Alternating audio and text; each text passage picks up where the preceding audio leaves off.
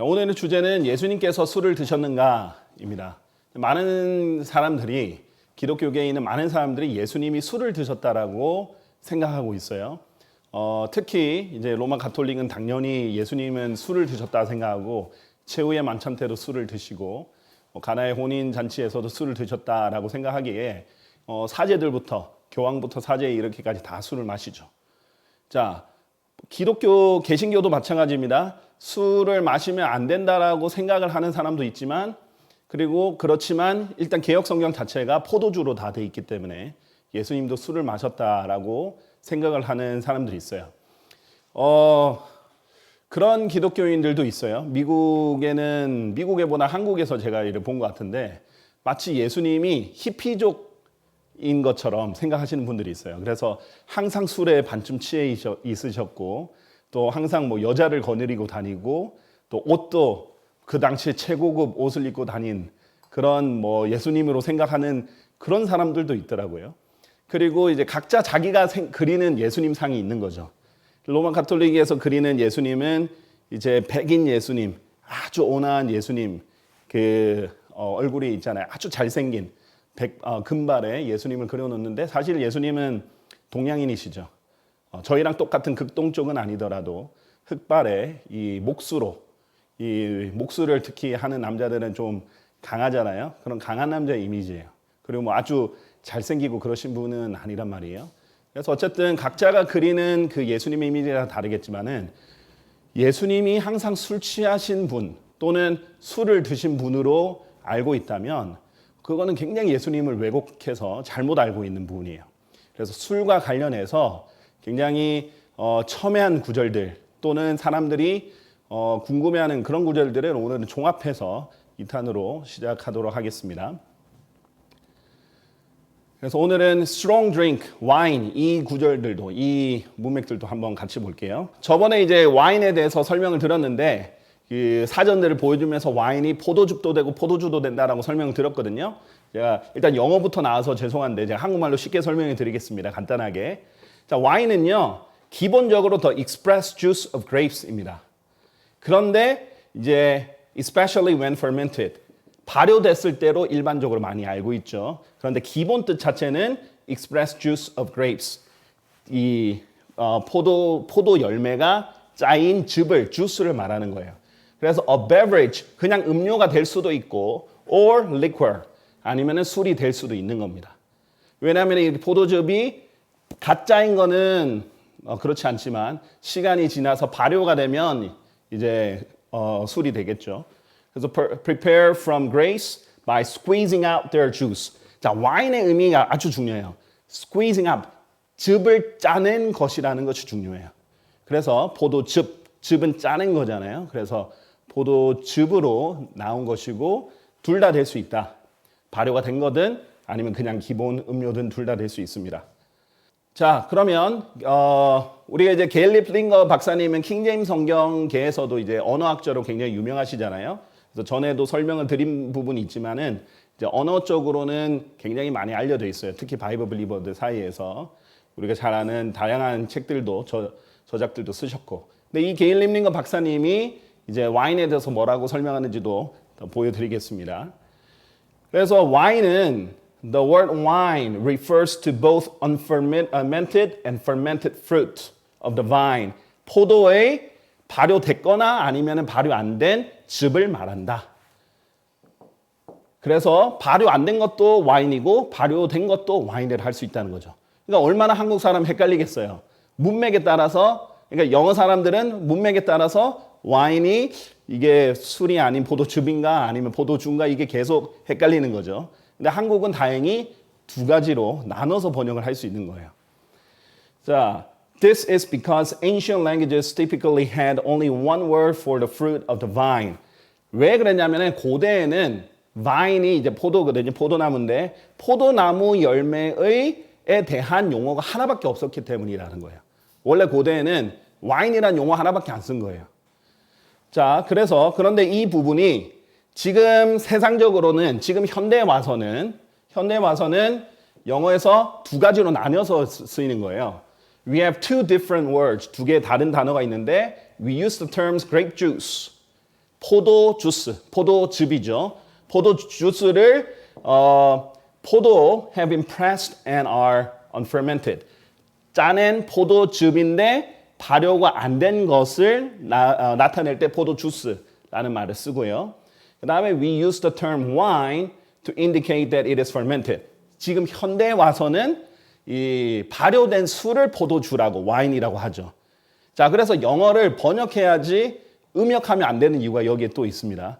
보세요. 제가 만약에 와인이 나올 때마다 영어로 그냥 번역 안 하고 와인이라고 적었다고 해보세요. 지금 표준국어 대사전에는 지금 현대 사전들의 와인은 항상 술입니다. 그래서 지금 현대에 와서는 포도 주스 또는 와인이 술로 돼 있기 때문에 사람들이 술로 착각하는 경우가 있는 거예요. 하지만 킹제임스 성경이 쓰였던 당시에는 그 언어에는 와인이라는 말이 포도즙과 포도주를 둘 다 말하는 거다.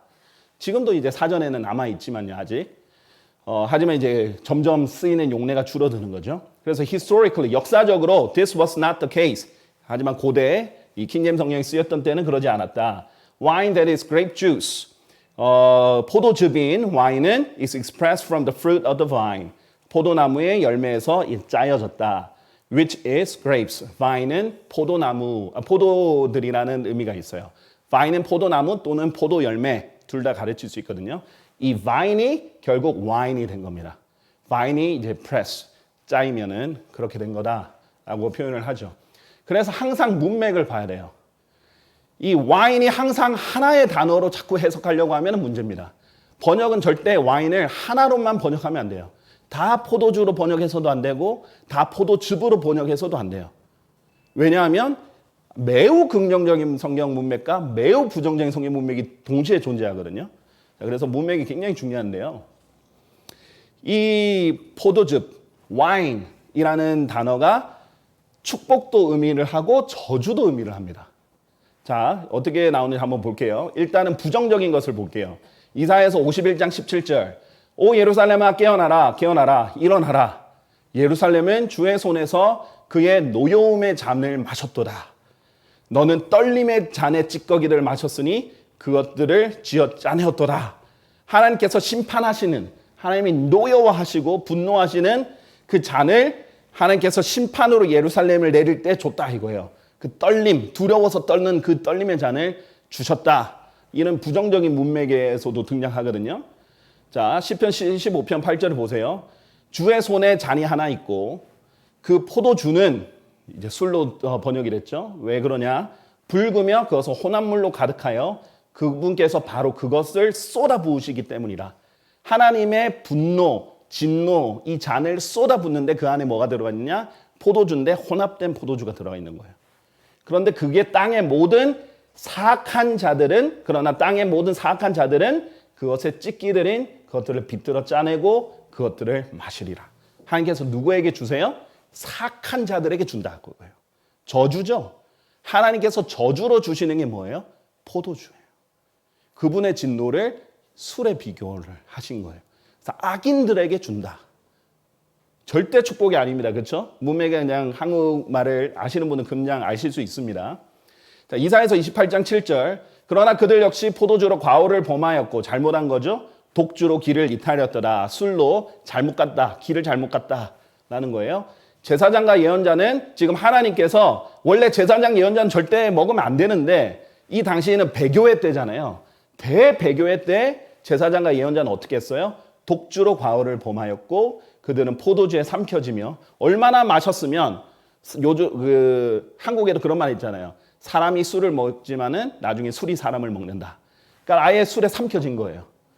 그리고 그들은 독주로 길을 이탈하는도다. 그들은 현시에 있어서 과오를 범하고 그들은 공의 안에서 걸려 넘어지는도다. 굉장히 부정적이죠. 배교한 상태고 길을 벗어나고 과오를 범하고 공의 안에서 걸려 넘어지고 그런 상태에 있던 배교자들의 종교 지도자들은 뭐예요? 제사장과 예언자들은 독주와 포도주를 마셨다는 거예요. 굉장히 부정적입니다. 배교, 공의를 저버리고 걸려 넘어지고 이탈하고 이게 술과 관련된 용어예요. 그렇죠?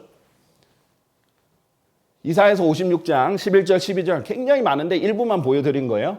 진정 그들은 결코 만족 없으면 욕심 많은 개들이다. 하나님께서 잘못된 종교 지도자들 개들이다. 거짓 종교 지도자를 개들이다 이렇게 표현을 하거든요. 그들은 이해하지 못하는 목자들이다. 하나님께서 목자로 세웠는데 이게 목자 역할을 안 하고 거짓 종교 지도자 역할을 하는 거예요. 그들은 모두 그들 자신들의 길을 살피나니 각인이 자신의 구간에서 자신의 이득을 위하는도다. 이득을 위해서 이게 사람들을 대하는 거죠. 그들은 말하기를 너희는 오라 내가 포도주를 가져오리니 우리는 우리 몸을 독주로 채우리라. 그리고 내일도 이날과 같으리니 더욱더 넘치리라 하는도다. 이런 배교자들이 잘못된 종교 지도자를 하는 게 뭐예요? 와라 내가 포도주 가져올 테니까 우리 독주로 우리를 채우자. 자, 술을 권하는 종교 지도자들에 대해서 계속 부정적으로 얘기를 합니다. 자, 저주고 심판이고 분명히 잘못된 문맥이에요. 미가서 2장 11절 보면요. 만일 영과 거짓 가운데 살아가는 어떤 사람이 거짓말을 하며 말하기를 내가 포도주와 독주에 관하여 너에게 예언하겠노라 하면 보세요. 잘못된 거짓 예언자죠. 근데 거짓 예언자가 거짓말을 하면서 뭐라고 말하냐면 내가 포도주와 독주에 관하여 너에게 예언하겠다. 자, 내가 알려줄게. 이거 마셔도 돼. 이러면 거짓 예언자다 이거예요. 포도주 마셔도 되고 독주 마셔도 된다. 이러면은 술 마셔도 돼. 하면은 거짓 예언자다 이거예요. 제가 지금 일관된 문맥들을 보여주고 있어요. 그 당시에도 잘못된 종교 지도자가 있어서 사람들에게 포도주와 독주를 권했다는 거예요. 줬다는 거예요. 자신들도 마셨다는 거예요. 지금 그런 대표적인 종교가 있죠. 로마 가톨릭입니다. 기독교란 이름으로 써가지고 로마 가톨릭은 사제부터 가장 낮은 말단 사제부터 교황까지 다 공식적으로 공개적으로 항상 술을 마십니다. 적어도 매주는 반드시 마셔요. 그리고 절대 버리지 않습니다. 그 술은. 남은 거는 다 자기들이 마십니다. 자, 그리고 사람들에게도 주잖아요. 술을 주잖아요. 그렇죠? 이것을 거짓 예언자들이다. 이렇게 얘기를 했습니다. 자, 요한계시록 17장 2절. 그녀와 더불어 이 그녀가 뭐예요? 요한계시록 17절이 종교적 바빌론, 미스테리 바빌론, 신비의 바빌론, 종교 창녀, 즉 로마 가톨릭을 얘기한다라고 우리가 배웠었죠. 그녀와 더불어 땅의 왕들이 음행하였고 땅의 거주자들이 그녀의 음행의 포도주로 취하게 되었다. 이게 밀접한 거짓 종교와 술은 밀접한 관계가 있는 거예요. 아주 부정적이에요. 제가 만약에 이 구절을 알고서도 술 마셔도 됩니다. 이렇게 하면 저도 거짓 예언자가 되는 겁니다. 그렇기 때문에 제가 그런 말을 할 수 없는 거예요. 일부 사람들은 그냥 우리가 율법 시대도 아닌데 좀 더 자유롭게 좀 마실 수도 있고 또 좀 취하지만 않으면 되고 좀 즐기면 되죠. 그런 사람을 좋아할지 모르겠지만 그리고 또 제가 술 마시면 안 된다 이렇게 하면은 저를 미워할지 모르겠지만 저는 그렇게 해버리면 제가 이 성경 구절을 아는 이상 저는 제 양심을 더럽히고 여러분께 거짓 예언을 하게 되는 겁니다. 여러분에게 거짓말을 하게 되고 하나님께 죄를 짓게 되는 겁니다. 자, 하나님의 진노의 포도주, 혼합물 없이 이 순수한 진노로만 담겨있는 이 하나님의 진노의 포도주, 이거를 하나님께서 심판하는 자들에게 부어주신다. 그러니까 부정적인 문맥에 이렇게 계속 나온다는 거죠. 그리고 잠언 20장 1절 보면 술은 조롱하는 자요, 독주는 광분하는 것이다 라고 되어 있어요. 그러니까 술은 조롱하고 독주는 광분하게 하는 거다. 그리고 그런즉 누구든지 그것들에 속는 자는 술 마시고 독주를 마시면 속는 거다 이거예요. 그것들에 속는 거다. 계속 유혹할 거라는 거예요. 한 모금만 괜찮아.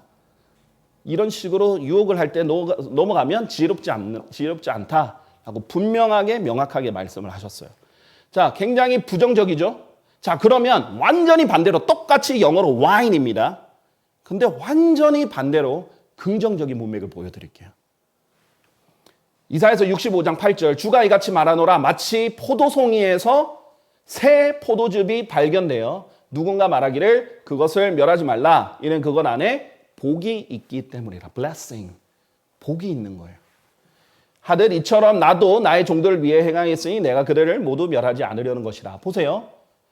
포도송이에 있는 새 포도즙. 자, 포도송이는 아직 열매 상태잖아요. 그렇죠?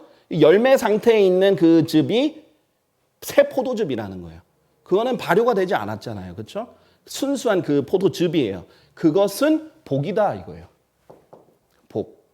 하나님께서 분명히 말해요. 그런데 발효된 포도주는 저주의 대상이고 심판의 대상이고 앞으로도 계속 나오지만은 또 지난 시간에도 말했지만은 절대 술병을 이웃에게 권하지도 말고 그럼 화가 있고 쳐다보지 말고 이런 부분들이 계속 있는 거예요. 자, 굉장히 부정적인 반면에 새 포도즙 똑같은 와인을 썼는데 이 포도즙은 이게 발효가 되지 않은 것은 복이다라고 얘기를 합니다. 자, 사사기 9장 12절 13절 보세요. 이 문맥이 뭐냐면 지금 의인화해서 나무들이 지금 서로 말하는 겁니다. 그때 나무들이 포도나무에게 말하기를 너는 와서 우리를 통치하라 하였노라. 그러자 포도나무가 그들에게 말하기를 내가 하나님과 사람을 기분 좋게 하는 나의 포도즙을 놓아두고서 나무들 위에 높여지기를 바라고 가야겠느냐 이렇게 해요. 자, 보세요. 사람을 기분 좋게 한다. 그러면은 뭐 포도즙도 당분이 있으니까 여러분 기분 안 좋을 때 단 거 먹잖아요. 포도즙도 될 수 있고 포도주도 될 수 있다. 이렇게 생각할 수 있는데 내가 하나님과 사람을 기분 좋게 하는 나의 포도즙을 놓아두고 뭐가 얘기해요? 포도나무가. 아직 나무에 달려있는 그 포도 열매에 있는 포도즙을 말하는 거예요. 그 포도즙을 누구를 좋게 한다고요? 하나님을 기쁘게 한다고 해요. 하나님이 술을 마시겠습니까? 절대 그러지 않습니다. 하나님 술에 대해서 얼마나 부정적으로 성경에서 말하는데. 그렇죠?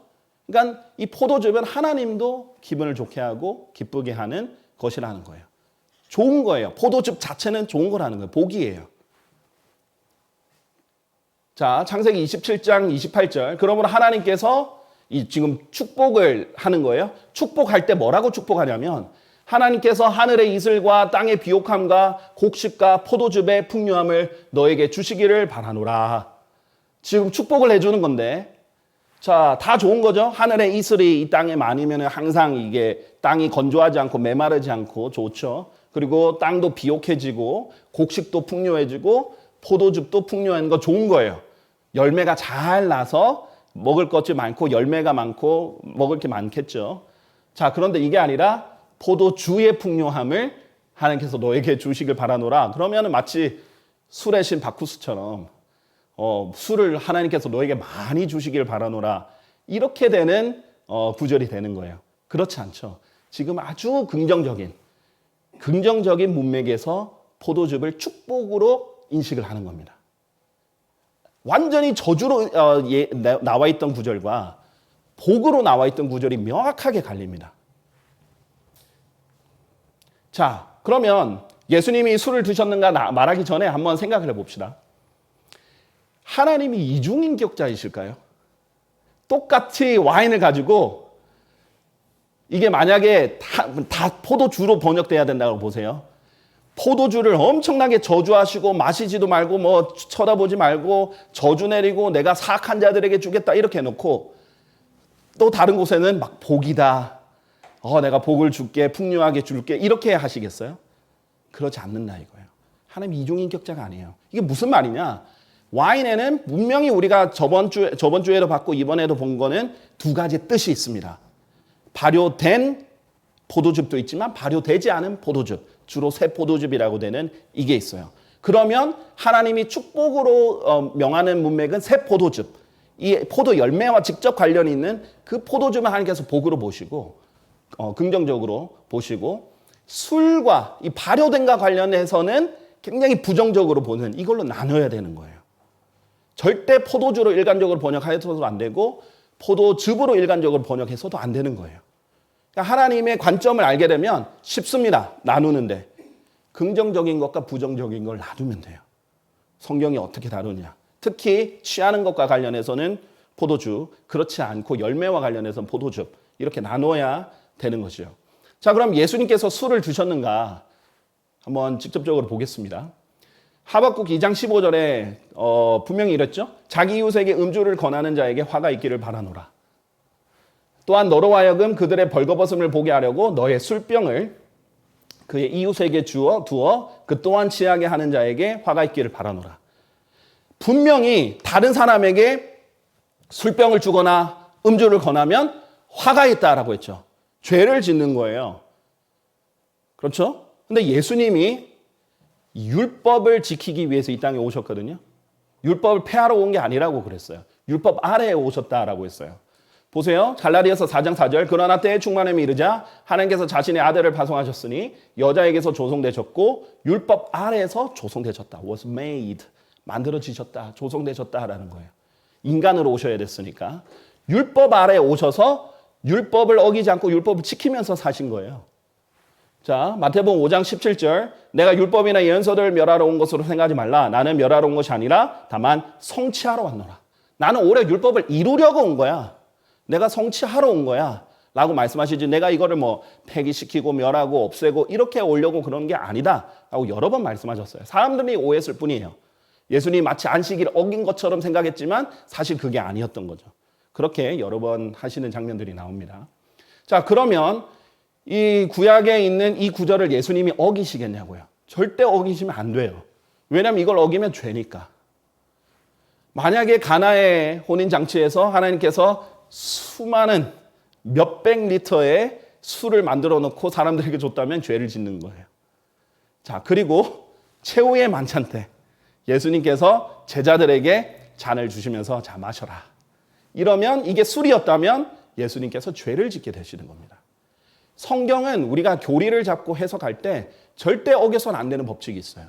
서로 충돌되게 해석하면 안 돼요. 자, 와인이 두 개가 다 된단 말이에요. 근데 문맥에서 결정해야 되는데 예수님은 죄를 지으실 수 없죠. 죄를 지으면 우리를 구원하실 수도 없어요. 예수님은 하나님 법을 어기지도 않으세요. 또 예수님이 뭐 스스로 취하거나 그것도 법에 어긴다죠. 다른 사람에게 술을 주거나 어긋난단 말이에요. 그 해석을 따라가면 안 된다 이거예요. 그러면 우리가 와인이 명확한 거는 포도즙이어야 된다는 거죠. 왜냐하면 잠언 31장에 분명히 그랬잖아요. 오 르무에라, 술을 마시는 것은 왕들에게 합당하지 않으며 라고 했잖아요. 예수님은 만왕의 왕이시고 유대인의 왕으로 오셨는데 술을 마시겠냐고요. 성경 구절에 분명히 왕들에게 합당하지 않다라고 했단 말이에요. 술을 마시면 어떻게 돼요? 법을 잊어버린다. 그러니까 하나님의 법을 이루셔야 되는 분인데 하나님의 법을 잊어버리고 재판을 왜곡하시면 안 되죠. 재판을 정확하게 공의롭게 행동하셔야 되는 분이 재판을 왜곡하고 그러면 안 되겠죠. 그래서 디모데전서 6장 15절에는 분명히 예수님께서 그분께서는 찬양받으시는 유일하신 최고 통치자시오 만왕의 왕이시오 만주의 주시라라고 했습니다. 그래서 여기에 있어서도 걸려서 안 됩니다. 그리고 레위기 10장 9절 제가 저번 주에도 언급했지만은 레위인들과 제사장들은 너도 너와 함께 너의 아들들도 대대소손으로 포도주나 독주를 절대 마시면 안 돼요. 이 마시면 어떻게 돼요? 너희로 하여금 죽지 않게 하려 함이라. 하나님께서 죽인다 이거예요. 제사장들 레위인들 마시지 마라 그랬어요. 예수님은 어떤 분이세요? 대제사장이십니다.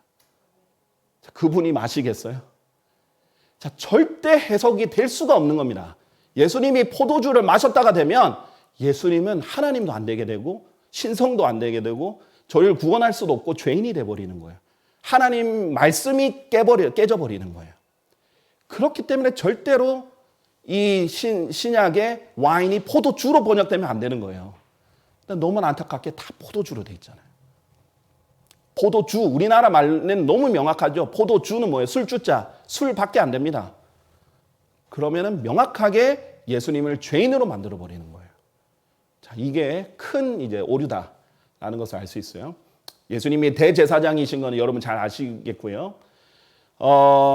자, 또 이 예수님께 이제 직접 관련된 문맥은 아니고 뒤에 좀 더 나오겠지만은 중간에 제가 하나 strong drink, 독주라는 말이 나왔으니까 그 부분 한번 좀 설명을 짚고 예수님 부분으로 다시 넘어가겠습니다. 신명기 14장 26절에 보면 strong drink라는 단어가 나와요. 그런데 이 strong drink라는 단어가 기존의 성경에서는 독주로 많이 번역이 됐단 말이에요. 그런데 왜 여기서는 진한 음료 이렇게 번역이 되었는가? 이렇게 궁금해하실 수 있어요. 여기는 진한 음료여야만 됩니다. 아니면 큰일 나는 문맥이다. 이제 제가 알려드릴게요. 제가 이제 이거는 굉장히 고민을 많이 했어요. 왜냐하면 strong drink가 성경에 한 22번 정도 나오는데 다 부정적이에요. 딱 한 군데만 빼고 여기에요. 다른 데는 다 독주, 술이 분명한 구절들이에요. 근데 부정적이에요. 하나님께서 굉장히 부정적으로 금하시기도 하고 저주도 내리시고 굉장히 부정적인데 여기는 긍정적이에요. 자, 그러면 아까 와인을 봤을 때 어떻게 돼요? 부정적이고 저주를 내리고 하나님께서 심판을 내리고 이런 부분은 술과 관련된 포도주. 복이 있고 하나님께서 좋게 여기시는 거는 포도즙이 돼야 되듯이 strong drink도 마찬가지입니다. 문맥을 보면요. 이 지금 11조를 가지고 오는 거예요. 하나님께. 그런데 주 너의 하나님께서 너에게 복을 주셨을 때 만일 주 너의 하나님께서 자신의 이름을 거기에 세우려고 선택하실 장소에서 너에게 너무 멀거나 길이 너에게 너무 길어서 내가 그것을 옮길 수 없다면 자 11조를 가지고 이제 한번 다 예루살렘 모여야 되는데 너무 멀어서 가져올 수가 없어요. 자 그렇다면 그때 너는 그것을 돈으로 바꾸어 그 돈을 너의 손에 싸매고 주 너의 하나님께서 선택하실 장소로 갈지니라. 자 예루살렘이죠. 가면은 어떻게 하는가? 그런 다음에 너는 너의 혼이 절실히 바라는 것은 무엇이든지 그 돈을 들여 살지니 소들이나 양들이나 포도즙이나 진한 음료나 너의 혼이 갈망하는 것은 무엇이든지 살지니라. 그렇죠? 이제 11조를 가져와야 되는데 너무 멀어서 못 가져오면 돈으로 바꿔서 거기서 사는 거예요. 그래서 하나님께 드리는데 그리하여 너는 거기 주 너의 하나님 앞에서 먹을지니 곧 너와 너의 집안은 크게 기뻐할지니라. 제가 이제 이 부분은 굉장히 고민했던 부분이에요. 왜냐하면 나머지는 다 독주니까. 그래서 이 근거를 찾으려고 굉장히 고심했어요. 그래서 이번에 3판 때 그거를 찾을 수 있어서 이번에 이제 진한 음료 이렇게 하게 됐는데 자 보세요. 일단은 11조 문맥입니다. 그렇죠? 이 신명기 14장을 보시면 11조 문맥이라는 걸 알 수 있어요. 근데 구약에서 11조는 술의 11조가 등장하지 않습니다. 왜냐하면 레위인 11조는 누구를 위해서 주는 거예요? 하나님을 위해서 주는데 하나님이 직접 11조를 먹는 건 아니잖아요. 누구를 위한 거였냐면은 레위인들을 위한 거였어요. 그리고 레위인들이 또 그 11조를 제사장들에게 주는 거예요. 결국 백성들이 가져오는 11조는 레위인과 제사장들, 하나님의 일을 하는 그 사람들 거였단 말이에요. 그런데 레위인과 제사장들은 술 마시면 안 돼요. 죽어요. 자, 그런데 술의 11조를 가져오라는 문맥이 다른 데 없어요. 자, 일단 문맥상 그렇죠. 그러니까 11조를 가져오는데 술을 가져오는 게 조금 말이 안 되죠. 자, 그리고 지금까지 술에 대해서 그렇게 부정적이고 그렇게 저주를 내리고 쳐다보지 말라고 하시고 그랬던 분이 갑자기 여기 와서 자, 이번에는 괜찮아. 1년에 한 번에는 마셔도 돼. 이렇게 그러면 매우 예외 상황이 되겠죠. 근데 이런 예외 상황으로 허락한다는 게 긍정적인 문맥에서 허락한다는 게 조금 안 맞을 수 있어요. 물론 이게 이제 독주라고 보는 견해도 있습니다. 자, 독주라고 본다면 이제 이렇게 볼 수는 있어요. 무조건 안 되는 건 아니에요. 여기서 먹을지니라라고 돼 있죠. 먹을지니. 하나님 앞에서 먹으라 그랬잖아요. 영어로 eat예요. 우리나라는 이제 뭐 술도 먹다라는 표현을 가끔씩 쓰긴 하는데 eat은 영어로 eat은 진짜 음식을 먹는 거지 마시는 건 drink라는 표현을 해요. 그래서 이제 이렇게 볼 수는 있어요. 여기에 있는 이 소들이나 양들이나 이런 거는 먹는 거고 이런 음료는 하나님께 부어드리는 거다라고 보는 견해도 있습니다. 그러나 이게 그거는 하나의 견해로서 볼 수 있지 이거를 그냥 통합적으로 보면 함께 먹을 수 있는 가능성이 있기 때문에 이 부분은 안전하게 진한 음료로 하는 것이 더 낫다라는 이 부분이에요. 왜냐하면 이게 독주가 되면 유일하게 하나님께서 술을 마시는 것을 허락하는 구절이 될 수도 있기 때문에 굉장히 고심을 많이 하게 되는 거예요. 자, 그래서 이 와인이 부정적일 때 포도주, 긍정적일 때 포도즙이 되듯이 여기서도 이렇게 됩니다. 그 근거를 이제 좀 알려드릴게요. 일단 strong이라는 단어를 보면 strong drink를 한 세트로 보면 이제 술로 볼 때가 많아요. 근데 이제 하나하나씩 볼 때는 더 명확해지는데 이제 옥스퍼드 잉글리시 딕셔너리에 보면은 strong의 7번째 뜻이 효과나 영향력이 강한 하면서 약이나 음식이나 음료나 독에 해당되는 거라고 했어요. 자, 이럴 때는 strong이 붙으면 강하거나 진한 음료가 될 수 있어요. 자, 그런데 그게 아니라 그러니까 이거는 좀 강한 음료 또는 진한 음료가 되겠죠. 근데 그게 아니라 alcoholic drinks 술일 때는 7번의 뜻이 아니라 11번의 뜻을 참조해라 라고 돼 있어요. 그런데 strong drink일 때는 술일 때 high proportion of spirit of alcohol 높은 도수의 술, 독주를 말할 때는 11번의 뜻으로 분리돼 있어요. 그러니까 독주로 말할 수도 있고 또 7번처럼 강한 또 진한 음료가 될 수도 있다. 그 가능성이 있는 거예요. 문맥에 따라. 자, 그리고 드링크 자체는 굉장히 중립적입니다. 드링크 자체는 이제 음료 자체를 말해요. 갈증을 달래거나 영양분을 섭취하기 위해 삼켜지는 액체 그 자체를 말하고, 그 다음에 웹스터에서도 갈증을 해소하거나 의학적 용도로 위장에 들어가는 모든 마실 것을 다 통칭해서 말하기 때문에 물도 될 수 있고 포도즙도 될 수 있고 술처럼 맥주도 될 수 있고 사과즙도 될 수 있고 뭐 전제도 될 수 있고, 전제는 이제 액체로 된 약물이에요. 다 될 수 있는 거예요. 모든 통칭의 그 마실 것을 다 되는 거예요. 그러니까 어떤 문맥에서는 독주가 될 수가 있고 어떤 것은 진한 음료나 강한 음료가 될 수 있는 거죠. 아니면 독한 음료 이런 식으로 될 수가 있는 겁니다. 그래서 근거는 충분히 있고요. 자, 그러면 성경에서 주의 만찬 때 술을 쓰셨다고 돼 있는지 한번 볼까요?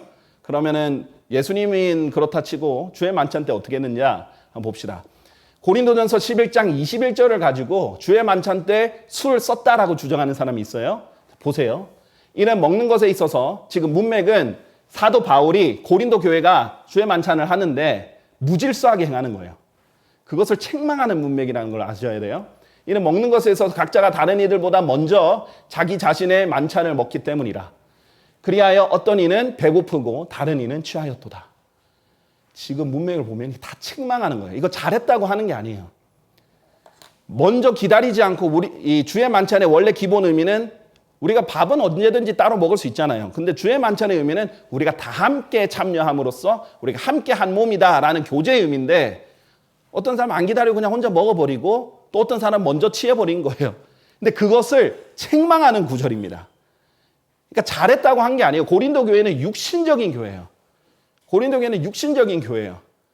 그리고 이 사람이 뭐를 가져왔는지 모르잖아요. 왜냐하면 포도즙이 시간이 지나면은 찐하게 됐다가 이제 술이 되니까, 포도주가 되니까. 자, 그래서 이것을 책망하는 구절이지, 주의 만찬 때는 취하는 사람도 있구나가 아닙니다. 이게 책망이라는 걸 알아야 돼. 이걸로 합리화를 시키면 안 돼요. 그러니까 보세요. 합리화를 시키고 싶은 마음이 있으면 어떤 구절들이든 선택해서 합리화를 하고자 하는 근거를 자꾸 찾으려고 해요. 네, 항상 같이 문맥을 봐야 돼요. 문맥은 11장 읽어보시길 바랍니다. 책망의 구절이다. 자, 그리고 예수님이 이 최후의 만찬 때 드신 걸 보세요. 내가 너에게 말하노니 나는 이제부터 이 포도나무의 열매에서 난 것은 of this fruit of the vine. 자, 보세요. this, 이 포도나무의 열매에서 난 것은 이렇게 했죠. 무슨 말이에요? 예수님께서 그 최후의 만찬을 하실 때, 제자들이랑 하실 때 거기에 뭐가 있었어요? 포도가 있었어요. 이 포도나무 열매에서 난 것. 이 포도즙이 있었던 거예요. 포도 열매가 있었던 거예요. 내가 나의 아버지의 왕국에서 새 것으로, new, 새 포도주면 성경은 항상 뭐였어요? 갓 짜낸 즙이었어요. 그러니까 포도가 지금 책상에 있는 거예요. 식탁에 있는 거예요. 그것을 바로 짜서 자 마셔라 하신 거예요. 한참 발효시켰다가 내가 오늘 6월절을 위해서 내가 묵혀놓은 술이 있다. 자, 이걸 마셔라. 이렇게 하신 게 아니라 바로 짜서 주어가지고 마시라 이러신 거예요. 자, 새 것으로, new, 새 것으로 마셨고 포도 열매가 있었다는 거예요. 절대 포도주가 아닙니다. 새 포도즙이다 라는 것을 성경에서 보여줍니다. 전에도 설명했지만은 바로 이게 어떤 형태냐면 이 파라오의 음료 관리자가 있었죠. 이 파라오의 잔안에다가 포도들을 따서 짜내는 것. 이것이 이제 음료 관리자의 역할이거든요. 그게 새 포도즙이다. 이렇게 말씀을 드렸습니다. 그래서 예수님의 피가 뭐로 비유가 되냐면 이 새 포도즙, 새 유언 언약이기 때문에 새 포도즙의 비유가 되신 거예요. 예수님의 피가 막 찌들고 발효된 술에 비유되신 게 아니라 순수하고 복으로 성경에서 말하는 새 포도즙으로 비유가 되신 거예요. 그렇겠죠? 왜냐하면은 독주나 포도주 같은 경우에는 저주의 상징이니까 예수님의 피는 축복의 상징이어야죠. 그렇게 말씀하셨어요. 그래서 신명기 32장 14절에 보면 새 포도즙 같은 경우에는 포도의 순수한 피다. 피와 포도즙을 연관을 시키시니까 라고 말씀하시고, 오래된 포도주, 발효된 거는 용들의 독이다. 독뱀들의 잔인한 독액이다. 라고 했는데 예수님의 피가 독이 아니잖아요. 그렇죠? 예수님 피는 순수한 피입니다. 그렇기 때문에 포도주가 되면 안 되는 거예요. 예수님 또 독을 주고 사람들에게 먹으라 이러시는 분도 아니다 이거죠. 자, 그리고 와인프레스라는 단어를 보면요. 여기 이제 와인프레스라는 단어가 안 적혀 있는데 와인프레스라는 단어 성경에 보면은 굉장히 일괄적으로 나옵니다. 성경에서 와인프레스, 포도즙 틀이란 단어가 나와요. 포도즙 틀이란 단어의 정의가 뭐냐면 틀인데 which the juice is extracted from the grapes. 포도들에 의해서 포도즙이 짜내지는 틀을 말하는 거예요. 그러니까 와인프레스잖아요. 그럼 포도즙 틀이잖아요. 근데 신기한 건 개역 성경에도 포도즙 틀이라고 되어 있습니다. 왜냐면 이건 말이 안 되거든요. 포도주 틀은 안 돼요. 포도주는 바로 포도를 짜냈는데 포도주가 되진 않거든요. 그러니까 거기서는 신기하게 와인프레스라는 단어는 개역 성경에도 심지어 포도즙 틀이다. 그렇기 때문에 이 와인이라는 게 포도즙의 의미가 있다는 건 성경은 너무나 명확한 거예요. 자, 그리고 예시를 든 게 마태복음 21장 33절이에요. 틴데일 성경을 예로 들었는데 킹제임 성경도 틴데일 성경이랑 동일하게 와인프레스라는 단어가 21장 33절에 있거든요. 바로 이 포도를 짜는 곳이에요. 그러니까 와인이 포도즙, 가짜는 즙이라는 의미가 있다는 게 명확한 거죠. 보세요. 개역개정에 보면요. 민수기 18장 21절에 내가 너희 거제물을 타작마당에서 드리는 곡물과 포도즙 틀에서 드리는 즙같이 여기리라. 와인프레스를 포도즙 틀이라고 했죠. 자, 그래서 와인프레스는 포도즙 틀이라 하고 와인은 다 포도주로 해버린 거예요. 그러니까 이게 아이러니하게 돼버린 거죠. 그러니까 예수님이 술 마시는 사람이라고 특히 한국 사람은 너무나 오해를 많이 해요. 왜냐하면 한국 사람들이 100몇 년 동안 써온 성경이 예수님이 포도주를 만드셨고 포도주를 드셨고 포도주를 나눠주신 분이 돼버렸잖아요. 이거를 이제 타파해야 돼요. 우리나라는 너무 술을 좋아하는 국가입니다. 자, 또 이제 사람들이 궁금해하는 구절들이 있죠. 디모데전서 5장 23절 가지고 건강을 위한 약주는 좀 괜찮지 않냐. 좀 취하지만 않고 좀 약주 이런 괜찮지 않냐 이렇게 하는데 디모데전서 5장 23절을 보세요. 너희 위장과 자주 앓는 너의 질환들을 인하여 더는 물만 마시지 말고 소량의 포도즙을 사용하라. Use a little wine입니다. 자, 이 부분은 제가 2판에서는 소량의 포도주라 했었다가 이제 3판에 이제 포도즙을 했는데 그 이유가 있어요. 이 포도주라고 해도 틀린 건 아니에요. 그런데 제가 이제 원칙을 알려드렸잖아요. 둘 다 가능성이 있을 때는 제일 안전한 구절이 포도즙이다. 왜냐하면은 발효되지 않은 것도 포도즙이고 발효된 것도 사실 포도즙이거든요. 그러니까 둘 다 가능성이 있을 때는 포도즙이라고 했을 때 안전하다라고 이제 말씀드렸어요. 제가 이제 이 구절로 미국 사람들도 사실 의견이 분분해요. 바이블 빌리버들 사이에서도 이제 심지어는 이제 게일링거 박사님은 이거는 포도즙이다 좀 확신을 하시고 럭카운 박사님은 어떤 때는 이게 포도주다. 이 디모데전서 5장 23절에는 포도주다 이렇게 이제 설명을 하시다가 마태복음 같은 경우에서는 또 포도즙으로 설명을 하시거든요. 그러니까 이제 둘 다 가능성이 있는 거예요. 자, 그런데 이 무슨 말이냐? 일단은 설령 포도주라고 해도 왜냐하면 개역 성경에 포도주라고 돼 있으니까 포도주를 조금 쓰라 이렇게 돼 있잖아요. 근데 보세요. use입니다. drink가 아니에요. 마시라가 아니에요. 사용하라는 거예요. 자, 여러분 아플 때 그 액체로 된 약을 먹일 때 있잖아요. 여러분 어린 자녀들한테 이 액체로 된 약 시럽 강하지도 않지만 뭐라고 돼 있어요? 반드시 이 조그만 스푼으로 재어가지고 조금만 먹여야 되잖아요. 그렇게 강한 약도 아닌데 그렇게 조금씩 사용해야 되는 거예요. 약으로서. 자, 그 당시에 이제 위장병이 있을 때 어떤 치료 방법이 없잖아요. 특별한 약이 없잖아요. 그러니까 치료 방법으로 쓰라, 사용하라는 거예요. use. 마시라가 아니에요. 자, 여러분 보세요. 그 손 소독할 때 알코올 쓰시죠. 70% 알코올입니다. 자, 그거를 쓰면 조금 쓰면 뭐예요? 손에 있는 세균이 죽죠. 근데 그걸 마셔버리면 죽습니다. 여러분 이거 손 소독제 이거 하나 마셔보시겠어요? 마시면은 대부분의 사람은 죽어버릴 거예요. 도수가 70도 아니에요. 그러니까 엄청 높은 건데 그걸 마셔버리면 죽어버리는 거예요. 독이에요. 근데 조금 쓸 때는 약이 될 수도 있는 거죠. 그거지 들이켜 마셔라는 게 절대 아니라는 거죠.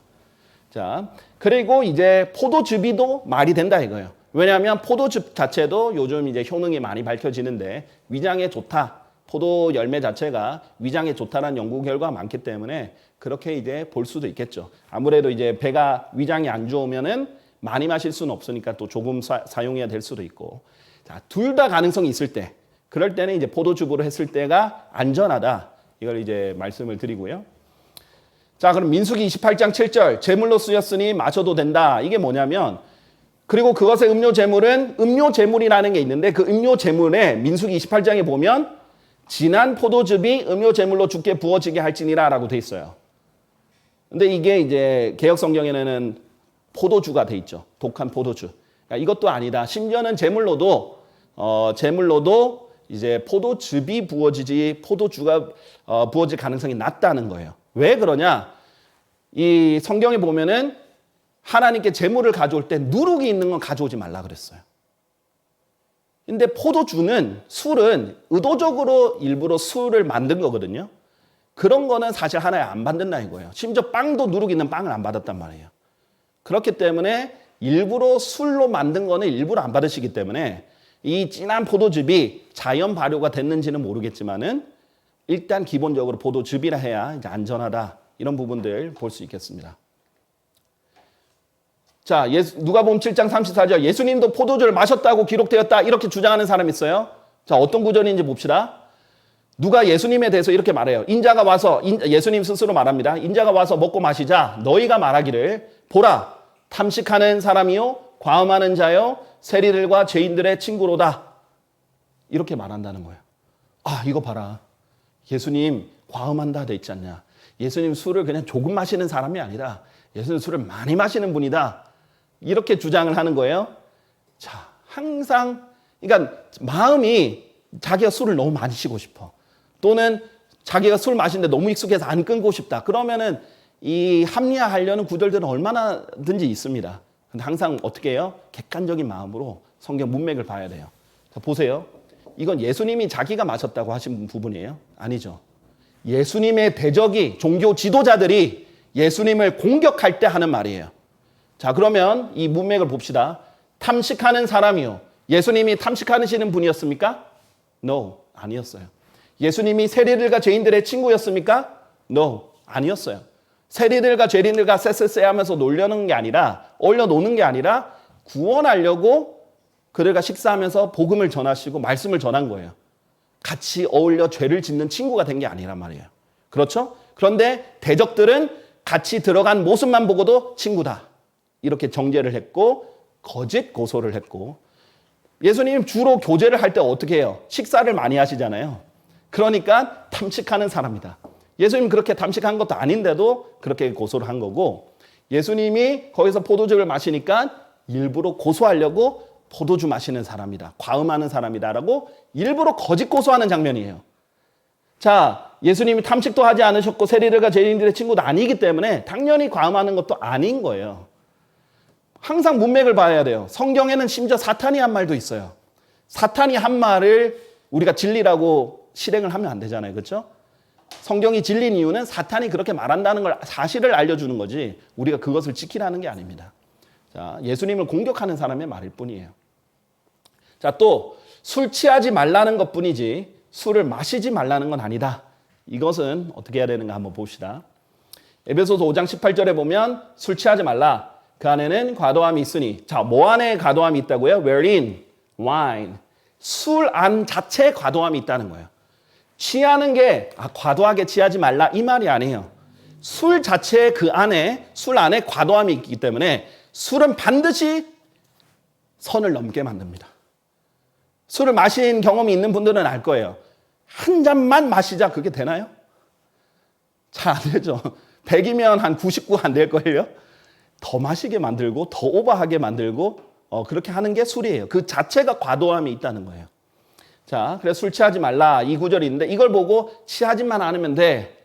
이거는 좋은 이런 주장이 아니에요. 왜냐하면 성경에는 하나의 명령만 있는 게 아니잖아요. 다양한 명령이 있단 말이에요. 하나님께서 남들에게 주지도 말고 너는 쳐다보지도 말고 이렇게 멀리 있으라 그러고 저주도 얘기했는데 술 취하지 말라는 구절도 있는 것뿐이에요.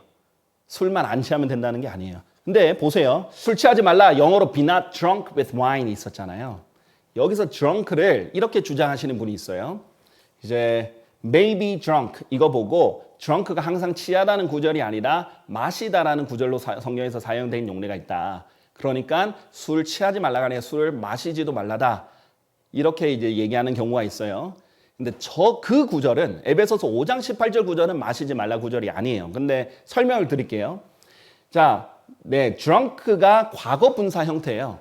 영어에는 drink의 과거 분사 형태가 drunk도 있고 drunken도 있어요. 그런데 둘 다 과거 분사입니다. 이게 be drunk가 되면은 수동태가 돼요. 피동의 의미가 된다 이거예요. 그래서 그리고 그와 같이 각종 모든 그릇 안에 있고 마시게 될 수 있는 모든 음료도 불결하리라. 이렇게 수동의 의미로 쓸 때 마시게 되다라는 의미로 쓰인 적이 있어요. 맞아요. 맞는 말이에요. 그거는. 그리고 주로 이제 능동으로 의미를 쓸 때 마시다는 의미예요. 왜냐하면 마시게 되는 게 아니고 취하게 되는 게 아니라 그냥 마시는 거니까. 능동적으로 자기가 하는 거니까. 자, 그럴 때 drunk가 마시다는 의미로 사용된 적이 있습니다. 보세요. have drunk. 능동의 의미죠. 그래도 이 drunk는 과거 분사예요. 동일한 과거 분사인데 능동으로 쓸 때 특히 마시다는 의미로 쓰이죠. 그리고 깊은 물들을 마셔왔던 것이 너에게 작은 일로 보이기에 이렇게 했는데 마시다는 용어로 쓴 적이 있습니다. 그러나 그거는 drunken도 능동의 의미는 마시다는 의미로 쓴 적이 많이 있습니다. 그러니까 어떤 사람은 이거는 drunken이 아니라 drunk니까 술 취하지 말라가 아니라 술 마시지 말라다 이렇게 생각하시는 분이 있는데 아니에요. drunken 둘 다 마시다, 취하다 의미가 둘 다 있어요. 특히 능동일 때는 마시다, 수동일 때는 주로 취하다 이렇게 돼 있거든요. 이건 능동이잖아요. have drunken. 저희가 돈을 내고 저희의 물을 마셨나이다. 물에 취할 수는 없죠. 물을 마셨나이다. 그렇죠? 이거는 능동으로 쓰였고 drunken도 마시다는 의미가 있습니다. 현재 분사로 과거 분사로 쓰이니까요. 자, 수동의 의미였을 때 drunk도 취하다의 의미로 사용됩니다. 다윗이 그 우리아를 취하게 했죠. 다윗이 그를 취하게 하였더라. made him drunk. 이 외에도 이런 구절들에서 drunk가 수동의 의미로 쓰였을 때 취하게 하다라는 의미가 있습니다. 그리고 drunken도 마찬가지로 수동의 의미였을 때 취하다라는 의미가 있어요. makest him drunken. 그 또한 취하게 하는 이렇게 돼 있는데 여기 다양한 구절들에 make drunken도 취하다라는 의미로 사용됐습니다. 그러니까 이것만 가지고 drunk는 무조건 마시다고 drunken은 무조건 취하다다. 그래서 be not drunk with wine 이거는 마시지 말라다. 이렇게 하면 안 돼요. 왜냐하면 술을 마시지 말라 하려면은 do not drink wine입니다. be not drunk with wine 이렇게 하지는 않아요. 그냥 do not drink wine 이렇게 하면 아주 간단한 성경 구절이 됩니다. 일단 그 에베소서 5장 18절에 보면 뭐라고 돼 있어요? 술 취하지 말라. 너는 오직 성령으로 충만하라 돼 있죠. 술 취함과 서로 반대되는 의미에서 비교 대조되는 게 뭐예요? 성령 충만이에요. 성령 충만한 건 뭐예요? 성령님으로 가득 채워지는 거예요. 술 취하는 게 뭐예요? 술로 가득 채워지는 거예요. 문맥이 서로 양극단을 말하는 겁니다. 그냥 잠깐 입을 대고 마시는 게 아니고. 자, 그렇기 때문에 이 러커만 박사님도 주석서에서 이렇게 말해요. 오직 성령으로 충만하라 이 구절을 가지고 You are going to be filled with something so you might as well be filled with the Holy Spirit. 당신은 무언가로 채워질 것이다. 그러므로 당신은 성령으로 충만한 편이 더 낫다. 그러면서 If you are filled with Spirit, you will resemble a drunken man. 성령으로 충만하게 되면 당신은 술 취한 사람 같을 것이다. 그러니까 하나님께서 비교한 거죠. 술 취한 사람과 성령 충만한 사람은 비슷하다 이거예요. 그런데 서로 반대되는 모습으로 비슷하다는 거예요. 자, you will have a boldness. 술 취하면 막 담대해지죠. 갑자기 막 소리치고 막 싸움도 걸고 담대해지죠. 성령 충만함의 특징이 뭐예요? 담대하게 하나님의 말씀을 전하는 겁니다. 사도행전에 쭉 읽어보면 나오죠. 그 다음에 당신의 술병을 모든 사람과 나누고 싶을 것이다. 술 마시고 있는 사람은요, 혼자 안 마시고 싶어요. 꼭 같이 친구랑 마시고 싶습니다. 자, 성령 충만한 사람은 꼭 예수님을 같이 전하고 싶어요. 다른 사람에게 알리고 싶은 거예요. 자, 그 다음에 당신은 입을 다물 수 없을 것이고 술 취한 사람 말이 많아지죠. 성령 충만한 사람도 계속 예수 그리스도를 말하게 됩니다. 자, 그리고 당신의 음료가 당신의 걸음에, 삶에 영향을 끼칠 것이다. 성령님으로 충만하면 아주 좋은 삶에 영향을 끼치는 거고, 술로 충만하면 안 좋게 영향을 끼치는 거죠. 이렇게 서로 반대되는 비교 대조 예표가 술 취함과 성령 충만이기 때문에 이건 문맥으로 봐야 됩니다. 자, 결론을 맺겠습니다. 여러분이 술을 마시는 게 좋냐 안 좋냐 교리적으로는 지금 충분히 보셨을 거예요. 성경에서 너무나 명확하게 말하니까. 하지만 교리를 헷갈린다 그러면 열매를 보십시오. 술 마시는 것의 열매가 무엇이고 술 안 마시는 것의 열매가 무엇인지 보면 압니다. 세상 사람도 알아요. 잠언 23장에 이렇게 말해요. 술 마시는 것의 열매가 이거라는 것. 화가 누구에게 있느냐? 슬픔이 누구에게 있느냐? 다툼들이 누구에게 있느냐? 제잘거림이 누구에게 있느냐? 까닭없는 상처들이 누구에게 있느냐? 충혈된 눈들이 누구에게 있느냐? 다 부정적인 거죠. 네, 오랫동안 술에 머무는 자들이요, 혼합된 술을 찾아다니는 자들에게니라. 술 마시는 사람에게 화가 있고 슬픔이 있고 다툼들이 있고 제잘거림이 있고 까닭없는 상처들이 있고 충혈된 눈들이 있다라는 거예요. 딱 술 취한 사람들 전형적인 특징이죠. 그리고 그것이 붉을 때, 그것이 자난해서 그의 빛깔을 낼 때, 그것이 스스로 똑바로 움직일 때 너는 술을 쳐다보지 말라. 쳐다보지 마라. 분명히 말씀하셨어요. 마침내 그것은 뱀처럼 물고, 술은 어떻게 한다고요? 뱀처럼 문다 이거예요. 술을 뱀의 도구로 비유하셨잖아요. 성경에서 계속. 살모사처럼 쏘느니라. 너의 두 눈이 술 마시는 사람은 반드시 어떻게 된다? 그 열매가 타국 여자들 볼 것이다. 술 마시면 여자 음행과 반드시 관계하게 돼 있어요. 시간 문제일 뿐입니다. 너의 마음이 비뚤어진 것들을 발설하랴. 온갖 악한 것들을 발설하게 되고요. 진정 너는 바다 한가운데 들어눕는 자같이 되고 돛대 꼭대기에 눕는 자같이 되리라. 공중에 붕 뜬 것 같아요. 그래서 기분이 좋으니까 너는 말하기를 그들이 나를 내리쳤는데도 나는 아프지 않았도다. 아무리 쳐도 나 안 아픈데? 감각이 이제 많이 상실하게 되죠. 그들이 나를 때렸는데도 나는 그것을 느끼지 못하였도다. 내가 언제 깨어날까? 내가 그것을 또다시 찾겠노라. 이게 술의 열매예요. 중독, 무감각, 싸움, 다툼, 충혈된 눈, 화, 슬픔, 이게 술의 열매라는 거예요. 타국 여인을 보고 음행, 이런 것들이 술의 열매라고 성경에서 분명히 말했는데, 그렇죠? 이것을 따라가면 안 되겠죠. 자, 제가 자료를 하나 가져왔는데요. 글씨가 잘 보일지 모르겠어요. 미국 국립약물중독연구소에 약물 비교가 있어요. 니코틴, 헤로인, 코카인, 알코올, 카페인, 대마초 등등 이 수많은 마약류를 한 거예요. 미국은 술을 마약류 취급합니다. 지금도. 허용된 마약인 것뿐이에요. 실제로 수많은 이제 의학자들이 술은 마약이다 규정합니다. 법적으로 허용됐을 뿐이에요. 담배도 마찬가지예요. 의존성, 자꾸 다시 찾게 되는, 의존하게 되고, 이 술에 의존하게 되는 의존성을 봤을 때 니코틴 6, 헤로인 5, 코카인 4, 알코올 4, 카페인 2, 대마초 1. 알코올이 의존성이 코카인만 하고 카페인과 대마초보다 훨씬 높다는 거예요. 그리고 금단성, 안 마셨을 때 막 힘든 거. 그렇죠? 금단성은 알코올이 제일 높습니다. 6이에요. 헤로인, 코카인, 대마초보다 훨씬 높습니다. 내성. 이 내성은 알코올도 굉장히 높은 편이에요. 4번이고요. 강화성, 더 많이 마시고 더 심각하게 되는 거. 이것도 높은 편입니다. 니코틴이랑 비슷하게 4, 알코올 4죠. 독성, 3, 6, 4, 6. 가장 높은 알코올이 독성이에요. 이거 외에도 중독성 등등 의존성과 관련이 있지만 등등 보면요. 알코올이 웬만한 마약보다 항상 더 높습니다. 자, 여러분에게 물을게요. 지금 이렇게 약간 유치하게 술을 마셔도 된다 이렇게 하시는 분 중에 말하고자 하는 게 뭐냐면 우리가 율법 시대 산 게 아닌데 누가 성경에서 술 한 방울 입을 대지도 말라 그러더냐. 그냥 취하지만 않으면 되지 이렇게 얘기하는데 그런 문제가 아니에요.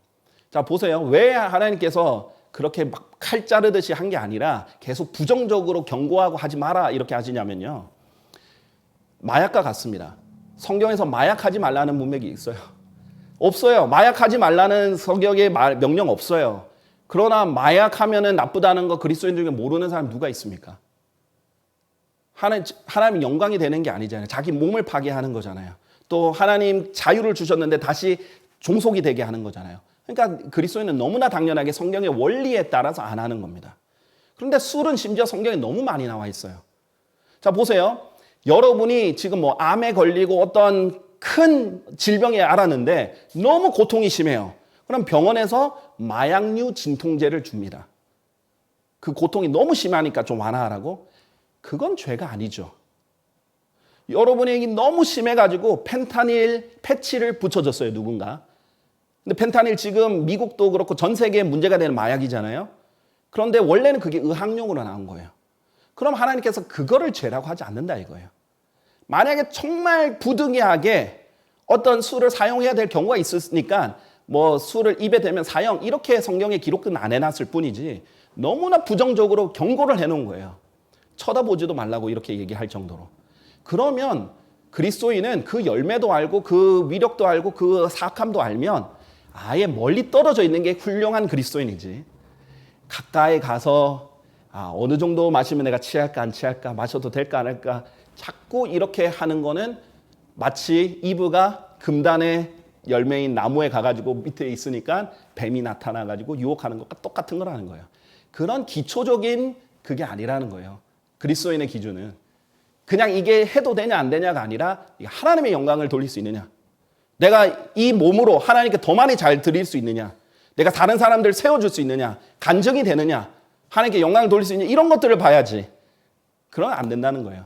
그런데 보세요. 마약을 그렇게 어쩔 수 없이 진통제로 처방받아가지고 붙이는 건 죄가 아닐지라도 전혀 그런 게 아닌데 내가 스스로 마약인 거 알면서 딱 사서 마약을 했어요.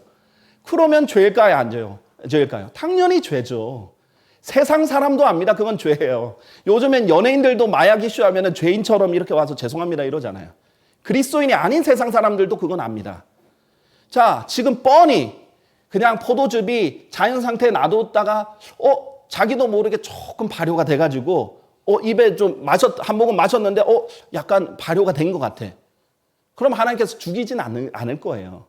근데 그런 상태도 아니고 실수로 하거나 뭐 그런 게 아니고 어떤 약이나 처방이 이런 게 아니라 여러분 의도적으로 술로 만들어진 포도주를 직접 사서 들이키 마시면서 이건 죄가 아니다. 이거는 어리석은 짓이라는 거예요. 그건 죄예요. 명백하게 죄입니다. 이게 악한 용도로 만들어졌다는 걸 알면서 마시면 죄다 이거예요. 이거는 뭐 율법이 어쩌고 저쩌고 이렇게 말할 내용이 아니에요. 성경은 너무나 명확한 원리다.